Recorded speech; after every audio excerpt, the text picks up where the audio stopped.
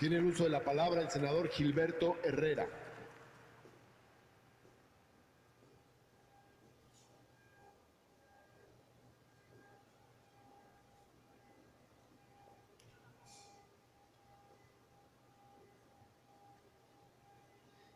Yo solo espero que todos tengamos a nuestros hijos en la educación pública de este país y no en la privada.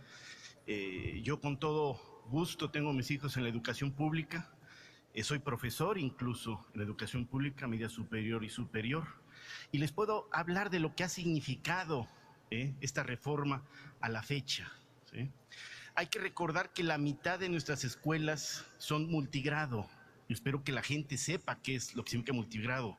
Muchas veces un profesor para 6 grupos escolares de 6 años, ¿sí?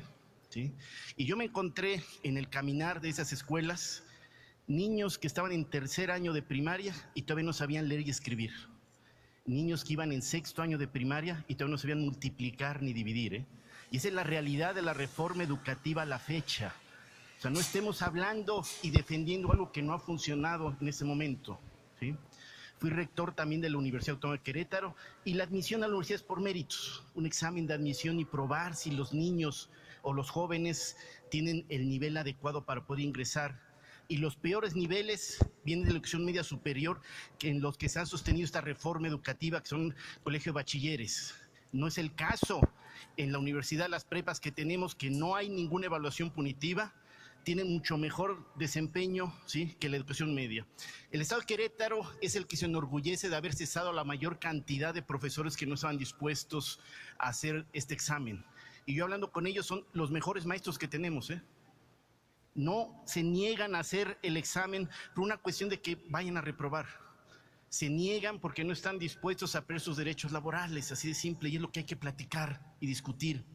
Habrá cosas que se salvan en esta reforma educativa y habrá que analizarlas. No es la idea de decir no a todo, pero sí tenemos que empezar de cero para empezar a tener el mejor motor que puede tener este país, que es la educación pública que podemos tener. El mejor legado que le podemos tener a nuestros hijos es el roce social, que tengan la convivencia con niños, con padres de familia, ¿sí?, que apenas viven del salario mínimo. Yo creo que eso es lo mejor que vamos a tener. Y lo que hemos hecho con esto es simplemente ir privatizando la educación y que muchos padres de familia mejor opten por la privada y no por la pública.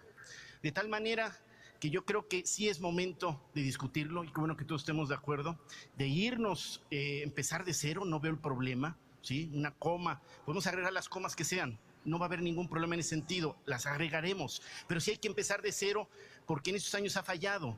No han aumentado, no hay plazas para maestros en la educación básica, no hay plazas para maestros en la educación media superior y es un problema presupuestal también.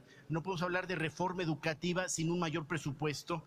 Ya hay que reconocer qué partidos han aprobado, ¿sí?, los presupuestos de educación y que han puesto el nivel en el que tenemos. La reforma educativa como está no va a ser una solución si no hay una reforma también presupuestal que destine a educación lo que este país merece. Somos de los países que menos invertimos en educación de la OECD, incluso por abajo de Chile, Uruguay y Argentina, O sea, tenemos que mejorar en ese sentido y tenemos que impulsarlo. Yo creo que va a ser un rico debate el que vamos a tener y yo creo que va a ser de las reformas más importantes que va a poder tener este país, que va a ser la educación, porque no solamente es el mejor ascensor social, es el mejor motor de desarrollo que puede tener este país. Muchas gracias.